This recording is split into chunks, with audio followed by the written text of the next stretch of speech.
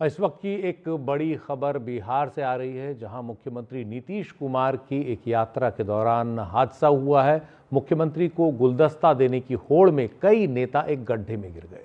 वाल्मीकि नगर से आज नीतीश कुमार की प्रगति यात्रा शुरू हुई और इस दौरान काफ़ी संख्या में उनके नेता कार्यकर्ता उनके साथ थे और इन नेताओं ने कार्यकर्ताओं ने मुख्यमंत्री के करीब जाने की कोशिश की, उन्हें गुलदस्ता देने की जब कोशिश की तो वो करीब के एक गड्ढे में जा गिरे।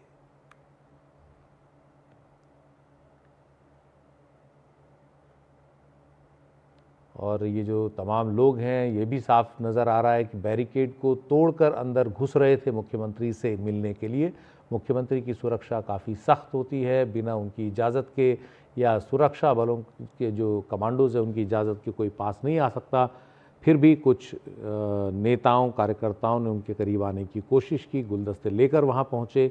गुलदस्ता देने से पहले ही वो नीचे गिर गए। अब ये देखना है इसमें कि ये गड्ढा जो था वो कैसा था, क्या वो इसी कार्यक्रम के दौरान किसी निर्माण के सिलसिले में बना था या वो कोई पुराना गड्ढा रहा होगा।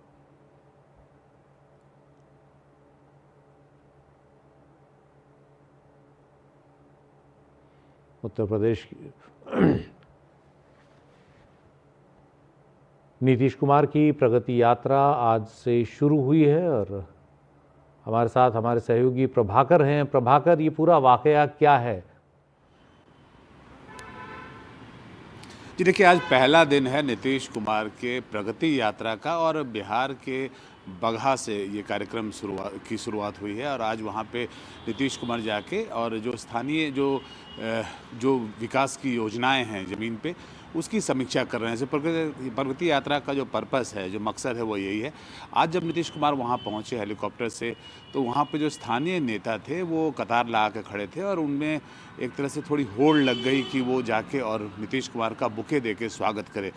उसी भगदड़ की स्थिति में जब सुरक्षा कर्मियों ने नीतीश कुमार को, जिन्होंने घेर रखा था चारों तरफ से, उन्होंने नीतीश कुमार को वापस घेरने की कोशिश की और जब नेताओं को पास आने से रोका, उसी में से कुछ जो नेतागण हैं वो वहाँ गड्ढे में गिर गया। नीतीश कुमार ने जब देखा कि वहाँ पर कुछ लोग उनके बुके देने के क्रम में गड्ढे में गिर गए हैं, उसके बाद नीतीश कुमार वहाँ रुके। उन्होंने अपने सुरक्षाकर्मियों को बोला कि उन्हें आप निकालिए गड्ढे से, जो नेता गड्ढे में गिरे हुए हैं, और उसके बाद नीतीश कुमार फिर आगे बढ़ गए। तो थोड़ी अजीब सी स्थिति वहाँ पर हो गई मझौलिया में, लेकिन किसी को कोई खास चोट नहीं आई और उनका कार्यक्रम जो है, जैसे अभी हम बात भी कर रहे हैं, उनका कार्यक्रम चल रहा है और लगभग 5 साढ़े 5 बजे के आसपास नीतीश कुमार जो है वो पटना वापस आ जाएंगे। और ये जो कार्यक्रम है, उनकी जो यात्रा है, प्रगति यात्रा, इसमें नीतीश कुमार किसी भी जिले में रात्रि विश्राम नहीं करेंगे, बल्कि सुबह जाएंगे और हेलीकॉप्टर के द्वारा शाम को फिर पटना वापस आ जाएंगे। जी, बहुत बहुत शुक्रिया प्रभाकर विस्तार से ये जानकारी देने के लिए। और अगली खबर महाराष्ट्र से। महाराष्ट्र में 14 बांग्लादेशी नागरिकों को गिरफ्तार किया गया है। नवी मुंबई में इनमें से 10 बांग्लादेशी अवैध तौर पर रह रहे थे। क्राइम ब्रांच ने ये कार्रवाई की है। ठाणे में 4 बांग्लादेशी नागरिकों को गिरफ्तार किया है। ठाणे के एक अपार्टमेंट में ये अवैध तौर पर रह रहे थे।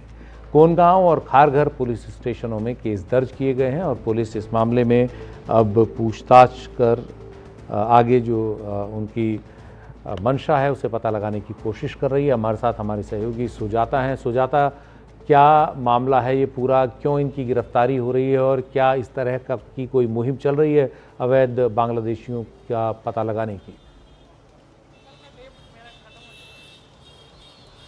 बिल्कुल सुशील, और देखिए कुछ ही दिन पहले की ये बात है जब मुख्यमंत्री देवेंद्र फडणवीस ने ये बात कही थी कि पूरे महाराष्ट्र में जो अवैध तौर से बांग्लादेशी रह रहे हैं उन पर कार्रवाई की जाएगी और उनके लिए एक डिटेंशन सेंटर बनाया जाएगा जहां पर उन्हें रखा जाएगा, जिनके पास वैध डॉक्यूमेंट्स नहीं रहते कि वो एक नागरिक हैं, एक सिटीजन है इस देश के या फिर इस राज्य के।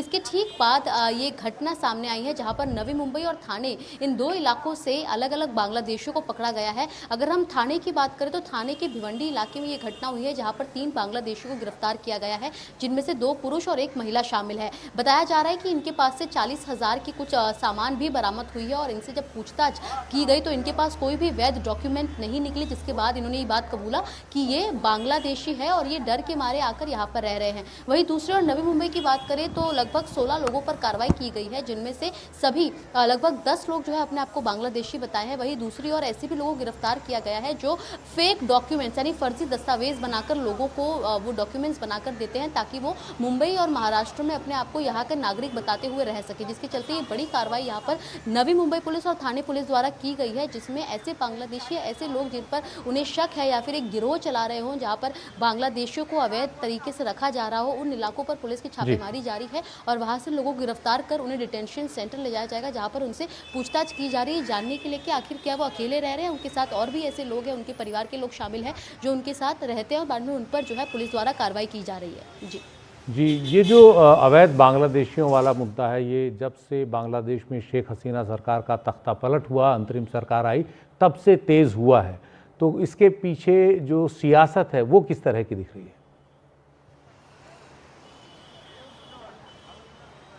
बिल्कुल। और देखिए हालिया में अगर हम बात करें महाराष्ट्र की राजनीति की इस समय, तो कहीं ना कहीं बांग्लादेशियों के फैक्टर को लेकर भी जो है इस समय जो माहौल है वो गरमाया हुआ है, क्योंकि एक और मुख्यमंत्री देवेंद्र फडणवीस का इस तरीके का बयान कि जो बांग्लादेशी अवैध तौर पर रह रहे हैं उन पर जो है कार्रवाई की जाएगी, उनके लिए डिटेंशन सेंटर बनाया जाएगा, ऐसा भी आश्वासन मुख्यमंत्री ने दिया था। लेकिन इसके ठीक बाद अब विपक्ष द्वारा सवाल खड़े किए जा रहे हैं कि आखिर इस प्रकार की मुहिम अब क्यों खड़ी की जा रही है और इसको लेकर पहले काम क्यों नहीं किया गया। बांग्लादेश में हालिया में जो तमाम घटनाक्रम हुए, चाहे शेख हसीना का एकाएक देश निकाला होना या फिर उसके ठीक बाद बांग्लादेश में जिस तरीके की हालत है, उसके बाद से वहाँ पर बड़े पैमाने पर बड़ी मात्रा में जो लोग हैं वो वहाँ से निकल रहे हैं, जिसके चलते इस समय मुंबई में भी और महाराष्ट्र में भी जो पुलिस है उनके द्वारा काम किया जा रहा है कि ऐसे लोग जो हालिया में आए हो जिनके पास सही दस्तावेज ना हो उसको उन पर कार्रवाई की जाए। हाँ, लेकिन इतना हम जरूर कहेंगे कि हालिया के कुछ दिनों में इन पुलिस की छापेमारियों पर जो उनके एक्शंस है वो जाहिर तौर पर बढ़े हैं। जी, बहुत बहुत शुक्रिया सुजाता इस पूरी जानकारी के लिए। पूर्व ट्रेनी आईएएस अधिकारी पूजा खेड़कर की मुश्किलें और बढ़ गई हैं। दिल्ली हाईकोर्ट ने अग्रिम जमानत याचिका खारिज कर दी है। यूपीएससी की परीक्षा में धोखाधड़ी और अवैध तौर पर ओबीसी और विकलांगता कोटे का लाभ लेने का आरोप पूजा खेड़कर पर लगा है और हाईकोर्ट ने कहा है कि पूजा खेड़कर का इरादा यूपीएससी को धोखा देने का था। जो उन्होंने किया वो एक बड़ी साजिश का हिस्सा है। पूजा खेड़कर की नियुक्ति जो है वो गलत थी, वो नियुक्ति के लिए अयोग्य थी, ये हाईकोर्ट ने ठहराया। हमारे साथ हमारे सहयोगी नूपुर हैं। नूपुर, क्या काफ़ी सख्त टिप्पणियां हाईकोर्ट ने की हैं? जी, आज दिल्ली हाई कोर्ट ने पूजा खेड़कर की जो एंटीसिपेटरी बेल की पिटीशन थी उसको खारिज किया है। साथ ही साथ दिल्ली हाई कोर्ट ने काफ़ी बड़े ऑब्जर्वेशंस दिए हैं। दिल्ली हाई कोर्ट ने कहा है कि प्राइमा फेसी ऐसा प्रतीत होता है कि पूजा खेड़कर का साफ तौर से इरादा था यूपीएससी को ठगने का। उनके साफ तौर पे दिल्ली हाई कोर्ट के शब्द यूज़ किए जाए तो उन्होंने कहा है कि पूजा खेड़कर वांटेड टू ड्यूप, वो ड्यूप करना चाहती थी यूपीएससी को, प्राइमा फेसी ऐसा लगता है। और दिल्ली हाई कोर्ट में दिल्ली पुलिस और यूपीएससी दोनों ही इस केस को लड़ रहे थे, एंटीसिपेटरी बेल के अगेंस्ट बोल रहे थे। दिल्ली हाई कोर्ट ने साथ साथ ये भी कहा है कि वो फिट कैंडिडेट नहीं है, पूजा खेड़कर इसलिए फिट नहीं है कि उनको बेनिफिट मिले ना कि ओबीसी कोटा के और ना ही वो उस डिसेबिलिटी कोटा के बेनिफिट्स उनको के लिए वो फिट है, ऐसा दिल्ली हाई कोर्ट ने प्राइमा फेसी ऑब्जर्वेशन दिया है। और खेड़कर की जो बाकी सर्टिफिकेट्स थे उस पर दिल्ली हाई कोर्ट ने एक बड़ा बयान दिया है कि ऐसा लगता है कि उनकी जो फैमिली है उनके प्राइमा फेसी डॉक्यूमेंट्स का उन्होंने संज्ञान लिया है जो पुलिस ने पेश किए, जिससे ऐसा प्रतीत होता है कि उनके जो पेरेंट्स हैं और जो फैमिली मेंबर्स हैं उनके पास लग्जरियस कार्स हैं, प्रॉपर्टीज़ हैं, जिसके हिसाब से ऐसा लगता है कि उनको जो सर्टिफिकेट्स मिले वो किसी अननोन पर्सन जो कि गवर्नमेंट के अंदर भी हो सकता है और गवर्नमेंट के बाहर भी हो सकता है, उसकी हेल्प से उन्होंने फॉर्ज किए हैं उन डॉक्यूमेंट्स को। तो इन सब चीजों को ध्यान में रखते मद्देनजर रखते हुए दिल्ली हाई कोर्ट ने आज उनकी जो एंटिसिपेटरी बेल की पिटीशन थी वो खारिज की है। साथ साथ पूजा खेड़कर के जो अगेंस्ट जो ये केस लड़ा है यूपीएससी के जो लॉयर है, उन्होंने कहा है कि अब आगे उनका जो अरेस्ट होगा उस पे जो आगे का कार्रवाई होगी वो दिल्ली पुलिस कॉल लेगी कि उनको अरेस्ट किया जाएगा या नहीं किया जाएगा। जी बहुत बहुत शुक्रिया नूपुर विस्तार से जानकारी देने के लिए। अगली खबर राजस्थान से। राजस्थान के कोटपूतली में 3 साल की एक बच्ची बोरवेल में गिर गई है। 150 फुट गहरा ये बोरवेल है और खेलते वक्त ये बच्ची इसमें जा गिरी। पुलिस और प्रशासन मौके पर पहुंचकर बचाव अभियान में जुट गए हैं। हमारे सहयोगी सुशांत हमारे साथ हैं। सुशांत, कुछ ही दिन पहले इस तरह की एक और घटना राजस्थान में आई थी और अब 3 साल की ये बच्ची इसमें गिरी है। कितनी गहराई पर वो फंसी हुई है, उसकी क्या स्थिति है, कुछ पता लग पाया है? बिल्कुल 15 दिन पहले दौसा में इसी तरह का जो है वाकया हुआ था। आर्यन जो बच्चा था वो गिर गया था, बचाया नहीं जा सका था उसे। और आज कोटपुतली में किरतपुरा एक जगह है, वहाँ पर 3 बजे के आसपास 3 साल की चेतना जो है, घर के बाहर ये बोरवेल बना हुआ था और 2 दिन पहले ही उसमें से पाइप निकाले गए थे। आज खेलने के दौरान उसका पैर फिसला और वो करीब 150 फीट के आसपास गहराई में फंसी हुई है। कुछ देर पहले तक उसके रोने की आवाज़ आ रही थी, लेकिन अभी उसकी आवाज़ नहीं आ रही है। और अगर बोरवेल की गहराई की बात करें तो 700 फीट के आसपास ये गहरा है। अभी जयपुर से एसडीआरएफ की टीम रवाना हुई है, लेकिन उससे पहले स्थानीय प्रशासन है, ग्रामीण है, जो खासतौर पे एक्सपर्ट होते हैं इस तरह के बोरवेल में बच्चों को निकालने के लिए, वो जुटे हुए हैं, कोशिश कर रहे हैं। लेकिन पूरे राजस्थान में ये अपने आप में बहुत चिंताजनक स्थिति है, खासतौर पर ग्रामीण क्षेत्रों में, क्योंकि बार बार सरकार की गाइडलाइन होने के बावजूद बोरवेल का खुला होना और उन्हें बच्चों के गिरने की जो घटनाएं हैं वो सामने आ रही। लेकिन अभी कोशिश है 3 साल की चेतना को बचाने की, उसको सकुशल बाहर निकालने की। स्थानीय प्रशासन, स्थानीय जो टीमें हैं, चाहे वो प्रशासन की टीम हो, पुलिस डिपार्टमेंट हो, स्थानीय ग्रामीणों कोशिश कर रहे हैं। और एसडीआरएफ की टीम कुछ देर बाद वहां पहुंचेगी, क्योंकि जयपुर से करीब 110 किलोमीटर के आसपास कोटपुतली है और उससे आगे किरतपुरा, तो लगेगा अभी 1 घंटे के आसपास का समय और लगेगा और उसके बाद सही ढंग से रेस्क्यू ऑपरेशन शुरू किया जा सकेगा। सुशील, जानकारी के लिए इस बच्ची की जान को लेकर के ताज़ा अपडेट क्या है वो अभी नहीं मिल पाया है। खबर बांग्लादेश से जुड़ी। बांग्लादेश सरकार ने भारत सरकार को औपचारिक चिट्ठी भेजी है और शेख हसीना को वापस बांग्लादेश भेजने की मांग की है। कहा है कि न्यायिक प्रक्रिया के लिए उन्हें वापस भेजा जाए। भारत और बांग्लादेश के बीच प्रत्यर्पण संधि का भी हवाला मोहम्मद यूनुस सरकार ने दिया है। इस पर ज़्यादा जानकारी के लिए हमारे सहयोगी उमा शंकर सिंह हमारे साथ हैं। उमा, ये लगातार बांग्लादेश की अंतरिम सरकार की ओर से दबाव बन रहा है शेख हसीना को हस्तांतरित करने का। भारत का इस पर क्या रुख है और आगे क्या रहने वाला है? जी देखिए, 5 अगस्त को जब से शेख हसीना को गद्दी छोड़कर बांग्लादेश से भागना पड़ा, उसके बाद से लगातार इस तरह की जानकारी आती रही है। लेकिन अब की बार जो है बांग्लादेश मीडिया ने वहाँ के विदेश मंत्री, जो कि कार्यवाहक विदेश मंत्री हैं, उनके हवाले से खबर दी है कि उन्होंने ये जानकारी दी है कि भारत को एक नोट वर्बल भेजा गया है शेख हसीना के एक्सट्रेडिशन के लिए। और ये भी जानकारी दी गई है कि भारत और बांग्लादेश के बीच जो है वो एक्सट्रेडिशन ट्रीटी है और इसके तहत शेख हसीना को बांग्लादेश को सौंपा जाना चाहिए, क्योंकि वहाँ पर जो इंटरनेशनल जो आईसीटी है उसने वहाँ पर कई मामले दर्ज किए हैं जो कि मानवता के खिलाफ अपराध के हैं और साथ ही साथ नरसंहार से जुड़े मामले हैं। तो ऐसे में वहाँ की कोर्ट में अदालती प्रक्रिया को आगे बढ़ाने के लिए शेख हसीना की दरकार है वहाँ पर। और वहाँ के वहाँ का जो गृह मंत्रालय है उसने भी इस बाबत जो है जानकारी दी है। तो जाहिर सी बात है कि औपचारिक तौर पर बांग्लादेश की तरफ से ये नोट वर्बल जो है वो भेजा गया, इस बात की तस्दीक वहाँ की मीडिया कर रही है। जहाँ तक भारत की इस पे प्रतिक्रिया की बात है तो विदेश मंत्रालय को जब ये नोट वर्बल मिलेगा उसके बाद एक औपचारिक प्रतिक्रिया भारत की तरफ से इस पर आएगी। जहाँ तक सूत्रों के हवाले से जानकारी की बात है तो पहले जब हम इस बात को लेकर दरियाफ्त करते रहे हैं कि अगर ऐसी कोई मांग आती है तो भारत जो है वो किस तरीके से उस पर रिएक्ट करेगा, तो जो जानकार हैं वो ये बताते रहे हैं कि जो कानूनी प्रक्रिया होगी और जिस तरीके से एक्सट्रेडिशन को लेकर जो एक अदालती प्रक्रिया होती है उस पूरे जो उस प्रक्रिया को पालन करते हुए ही इस पर कोई फैसला लिया जाएगा। तो अव्वल तो औपचारिक तौर पे भारत को ये नोट वर्बल मिले और उसके बाद एक औपचारिक प्रतिक्रिया का इंतजार रहेगा विदेश मंत्रालय की तरफ से। बहुत बहुत शुक्रिया उमा, विस्तार से पूरी जानकारी देने के लिए। वक्त है एक ब्रेक का।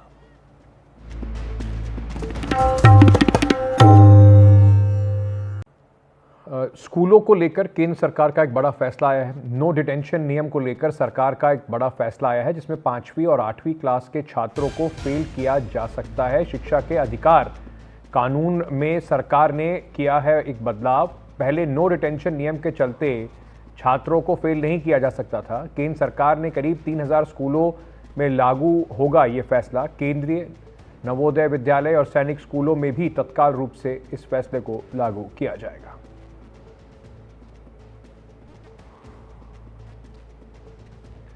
तो ये एक बड़ा जो सरकार ने नियमों में बदलाव किया है। नो डिटेंशन के नियम को लेकर सरकार का एक बड़ा फैसला है। 5वीं और 8वीं क्लास के छात्रों को भी अब उनका एकेडमिक परफॉर्मेंस देखने के बाद आगे, यानी कि 5वीं से 6वीं और 8वीं से 9वीं क्लास में जाने से रोका जा सकता है। राइट टू एजुकेशन, शिक्षा के अधिकार के नियमों में केंद्र सरकार ने बड़ा बदलाव किया है और साथ ही साथ अब ये केंद्र सरकार के 3000 से ज़्यादा स्कूलों में ये फैसला लागू हो जाएगा।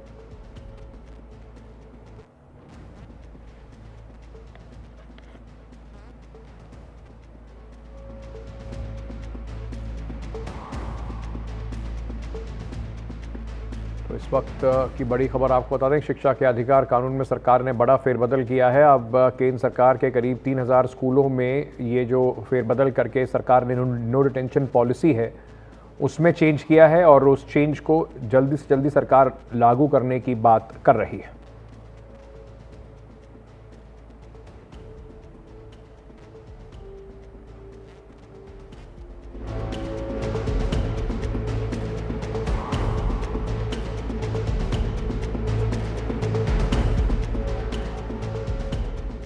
हमारे सहयोगी अश्वनी इस वक्त फोन लाइन पर हमारे साथ जुड़ रहे हैं। अश्वनी, इसका असर क्या पड़ेगा और क्या मूलभूत तरीके से बदलाव किया गया है? पहले क्या था और अब क्या हो गया है?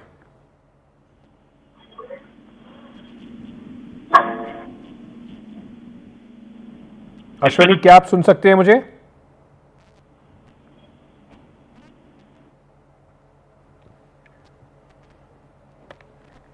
चलिए, अश्वनी से बातचीत नहीं हो पा रही, आगे बढ़ते हैं। उत्तर प्रदेश के पीलीभीत में 3 खालिस्तानी आतंकवादियों को पुलिस ने एनकाउंटर में मार गिराया है। पंजाब के गुरदासपुर में बम फेंक कर फरार हुए थे आतंकवादी। गुरदासपुर में थाने के बाद आतंकवादियों ने वहां पर के बाहर बम फेंका था। पंजाब पुलिस और उत्तर प्रदेश की पुलिस का जॉइंट ऑपरेशन हुआ और जिसमें मौके से 2 AK-47 राइफल्स और 2 पिस्टल जो है वो इन आतंकवादियों के पास से बरामद हुई है। बरामद जो सामग्री है उसका आपने इस तस्वीरें देख रहे हैं। पंजाब और उत्तर प्रदेश की पुलिस ने संयुक्त टीम ने यह कार्रवाई की। मारे गए आतंकवादियों के नाम गुरविंदर सिंह, वीरेंद्र सिंह और जसनप्रीत सिंह बताए जा रहे हैं।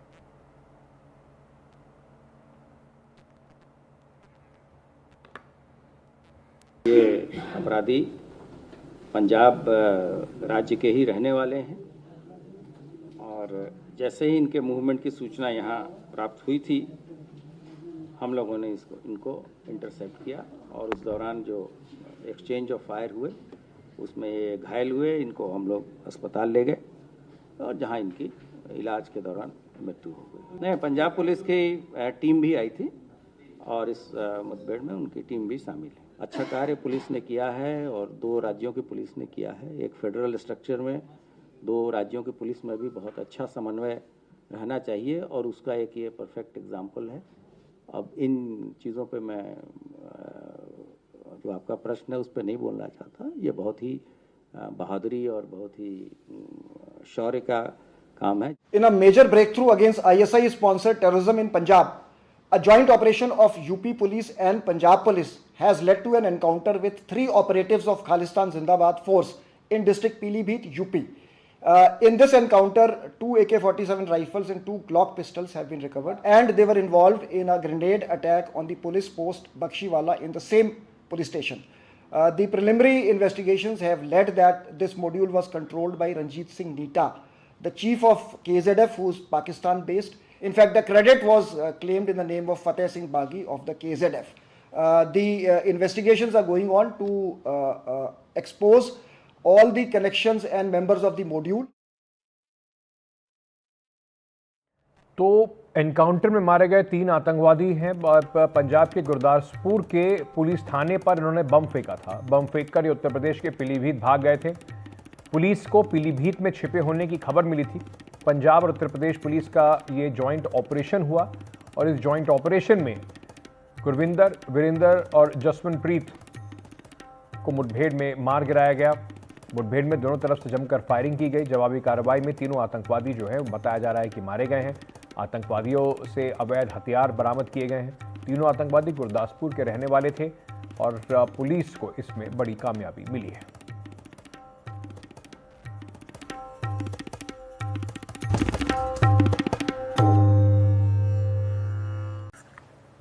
शिक्षा के अधिकार के कानून में सरकार ने, जैसा हम आपको बता रहे थे, बड़ा बदलाव किया है। 5वीं और 8वीं क्लास के छात्रों को अब सरकार जो है वो अगली क्लास में जाने से रोक सकती है। उन्हें प्रमोट, फेल होने वाले छात्रों को प्रमोट नहीं करा जाएगा। केंद्र सरकार के करीब 3000 स्कूलों में लागू होगा ये फैसला। केंद्रीय नवोदय और सैनिक स्कूलों में तत्काल प्रभाव से ये फैसला लागू होगा। पहले नो डिटेंशन नियम के चलते छात्रों को फेल नहीं किया जाता था, लेकिन अब इस वक्त सरकार ने कानून में बदलाव करके अगर छात्र एकेडमिक तौर पर अच्छा प्रदर्शन नहीं कर पा रहे हैं तो उनको अगली क्लास में जाने से रोकने का फैसला लिया है। इस वक्त हमारे साथ अशोक अग्रवाल साहब जुड़ रहे हैं, शिक्षा अधिकार के जाने माने कार्यकर्ता हैं, और हमारे साथ लतिका गुप्ता जुड़ रही हैं, शिक्षाविद हैं। आप दोनों का बहुत बहुत शुक्रिया हमारे साथ जुड़ने के लिए। अशोक जी, सबसे पहले मैं आपसे ही समझना चाहूँगा, बड़ा बदलाव सरकार ने करा ज़रूर है इस पूरे नियम में, लेकिन इसका असर आप किस तरीके से देखते हैं? क्योंकि पहले छोटे बच्चों को इस तरह की स्ट्रेस, एग्जाम स्ट्रेस, उससे बचाने के लिए पूरा कानून लाया गया था। अब सरकार ने उसमें बदलाव किया है कि परफॉर्मेंस जो है वो हायर क्लासेस में सफर हो रही है। देखिए, 2009 में जो कानून बनाया इन्होंने, वो इस आधार पे बनाया था कि उसको काफी स्ट्रेस होता है और बच्चों को उस स्ट्रेस से मुक्त करने के लिए उन्होंने कहा कि 5वीं और 8वीं क्लास का कोई एग्जामिनेशन नहीं होगा। तो ये क्लियर अंडरस्टैंडिंग थी। लेकिन बाद में मैं समझता हूँ कि खासकर टीचर्स ने, वो फेलियर तो टीचर्स का था जो बच्चे फेल होते थे, लेकिन उसको डाल दिया उनके सर के ऊपर, बच्चों के और पेरेंट्स के ऊपर, और वहां से एक प्रेशर क्रिएट करके 2022 में पार्लियामेंट ने राइट टू एजुकेशन एक्ट के अंदर एक अमेंडमेंट किया और उसमें इन्होंने स्टेट गवर्नमेंट्स को पावर दे दी कि वो बच्चों को फेल कर सकते हैं 5वीं में और 8वीं में। और वो फिर 2022 में ये हुआ, और उसके बाद अभी इन्होंने सेंट्रल रूल्स के अंदर वो किस मैनर में, किस तरीके के एग्जामिनेशन की बात कर रहा है वो उन्होंने बताया है। तो जो मेरे को समझ में आई है, हो सकता है मैं करेक्ट नहीं हूँ, लेकिन मेरी समझ में ये आई है, क्योंकि जो 2009 का कानून था ना, उसमें भी ये था कि कंप्रिहेंसिव, क्या था, कंप्रिहेंसिव कंटिन्यूअस एग्जामिनेशन, मतलब उसका जो टाइम टू टाइम जो उसने एक्टिविटी की है उसको जोड़कर उसको देखेंगे कि उसको उसके बेसिस पे उसको मतलब प्रमोट करेंगे। प्रमोट तो करेंगे ही, लेकिन उसका असेसमेंट करेंगे। तो मुझे लग रहा है कि अभी इन्होंने ये कहा है कि एग्जामिनेशन होगा, एग्जामिनेशन में अगर फेल होगा तो वो फिर 2 महीने बाद फिर उसका री एग्जामिनेशन होगा, और 2 महीने में री एग्जामिनेशन होगा और फेल होगा तो उसको फिर डिटेन कर लेंगे। लेकिन इसके साथ आगे उन्होंने ये कहा है कि competency, on the basis of competency test होगा, और जो उसके जो वैसे ओरल पढ़ाते हैं उसके बेसिस पे नहीं होगा। तो जो मेरी समझ में आई है वो ये आई है कि रिटन एग्जामिनेशन कोई नहीं होगा, वो जो कंप्रिहेंसिव इसका कंप्रिहेंसिव असेसमेंट करना है वो करेंगे। और एक सवाल ये भी उठता है कि ये 2 महीने में वो कौन सी क्लास में बैठेगा, 5वीं वाला 5वीं में बैठेगा या 8वीं वाला 8वीं में बैठेगा, तो ये भी एक सवाल है। लेकिन मुझे लगता है शायद वो फिर 8वीं में बैठाएंगे उसको, जब तक वो 9th पास नहीं होगा तब तक 9th में नहीं करेंगे उसको। लेकिन ये सवाल सारे उठ रहे हैं इससे कि रिटर्न एग्जामिनेशन, जो मेरे को समझ में आ रहा है, रिटर्न एग्जामिनेशन नहीं होगा उसका। तो कंफ्यूजन है थोड़ी, अभी और क्लैरिटी की इस पे आवश्यकता है। लतिका जी, आप इसको किस तरीके से देखती हैं, इस मूव को सरकार के? मैं इसको एक बहुत ही दुखद परिवर्तन के रूप में देखती हूँ, और जो शिक्षा की जो नीति है, शिक्षा के प्रावधान है, उस पे भारत में अंग्रेजों के समय से परीक्षा व्यवस्था हावी रही है। और हमारे मन में ये धारणा चलती है कि अगर परीक्षा में अच्छा हो रहा है तो शिक्षा अच्छी हो रही है, परीक्षा अच्छी नहीं हो रही तो शिक्षा अच्छी नहीं हो रही। परीक्षा के अपने सुधार एक बस्ते में, लोहे के बस्ते में बंद हैं, बिल्कुल बक्से में, उसको हम नहीं करते हैं। शिक्षा के अधिकार कानून में ये बात इसीलिए शामिल की गई थी कि उससे पहले शिक्षक बोलते थे कि हमारे ऊपर परीक्षा इतनी हावी रहती है कि हमें बच्चों को उनकी रुचि, उनकी गति और उनके माहौल के हिसाब से पढ़ाने का मौका नहीं मिलता। ये बहुत दुर्भाग्य की बात है कि फिर शिक्षकों ने कहना शुरू कर दिया कि परीक्षा का भय नहीं है। तो क्या शिक्षा की, ज्ञान की अपनी कोई औचित्य नहीं है, उसकी कोई आभा नहीं है? सिर्फ भय में, फेल पास के भय से अगर कोई व्यवस्था चल सकती है, उस पे हम ये वापस आ गए हैं और ये 10 साल 12 साल मुश्किल से रहा, टिका भी नहीं। उसमें जो सतत एवं समग्र मूल्यांकन के लिए शिक्षकों की जो क्षमता बढ़ाने के प्रयास होने थे वो भी नहीं किए गए और तुरंत हमने इसको बढ़ावा वापस कर दिया। लेकिन बात सिर्फ ये नहीं है कि परीक्षा होगी कि नहीं होगी, बात ये है कि 5वीं और 8वीं में फेल पास करने से क्या होगा। वो कोचिंग इंडस्ट्री, ट्यूशन, उस पे हम वापस जाएंगे।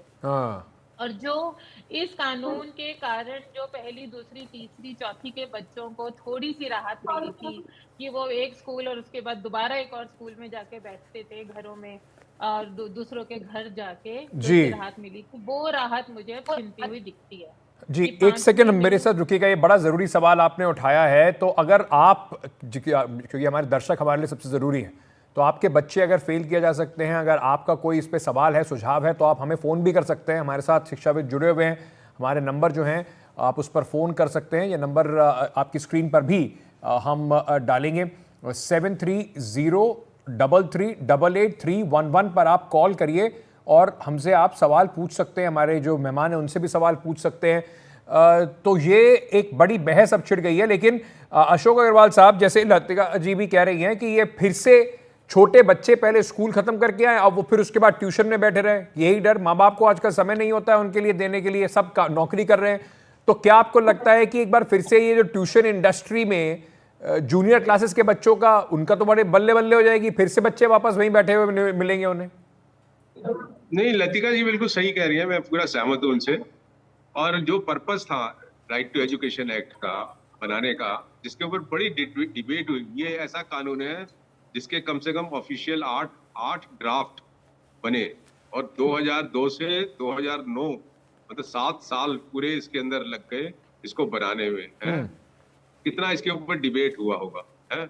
और उसके अंदर यही समझ थी कि 8वीं तक के बच्चों को आपने बिना एग्जामिनेशन के, बिना फेल करे आपको पढ़ाना है। अब वो फेल हो गए स्कूल, फेल हो गए टीचर, अब वो जो है उसको बचाने के लिए अब इन्होंने प्रेशर डाल के एक कानून में चेंज करा दिया कि आप इनको जो है फेल कर सकते हो। तो ये जो बेसिक आइडिया था राइट टू एजुकेशन एक्ट का, वो ही डिफीट हो गया इस अमेंडमेंट से। और अब अमेंडमेंट के बाद पता नहीं, मुझे लग रहा है कि थोड़ा बहुत ये घुमा फिराने की कोशिश कर रहे हैं कि एग्जामिनेशन और री एग्जामिनेशन जो है वो कॉम्पिटेंसी बेसिस के ऊपर होगा। ठीक है, लतिका जी शायद बता सकती हैं कि इसका कॉम्पिटेंसी का मतलब क्या है, और इसका मतलब इस पे एक काम करते हैं, इस पे थोड़ा सा चर्चा जो है वो विस्तार से करने की आवश्यकता है, समझने की, क्योंकि बहुत सारे लोगों के लिए बहुत सारे सवाल हैं। क्योंकि इस वक्त थोड़ा समय कम है मेरे पास, तो हम इसको एनडीटीवी पर प्रायोरिटी पर रखेंगे और जरूर इस पर बातचीत करेंगे। बहुत सारे माता पिता ऐसे हैं जिनके मन में कई सवाल होंगे। क्या इससे दोबारा से, जैसे रतिका जी कह रही थी, जो ट्यूशन कोचिंग का एक पूरा मशरूमिंग इंडस्ट्री है, उसको फिर और बल मिलेगा, उससे और फायदा मिलेगा। तो इन सब चीज़ों पर बातचीत करेंगे। क्या टीचर्स अपनी नाकामी छुपाने के लिए, स्कूल अपनी नाकामी छुपाने के लिए इस तरीके के जो अमेंडमेंट्स है वो चाह रहे हैं? तो इन सब चीज़ों पर जरा बातचीत विस्तार से करेंगे। छोटा सा एक ब्रेक लेके वापस आ रहे हैं, बने रहिए हमारे साथ।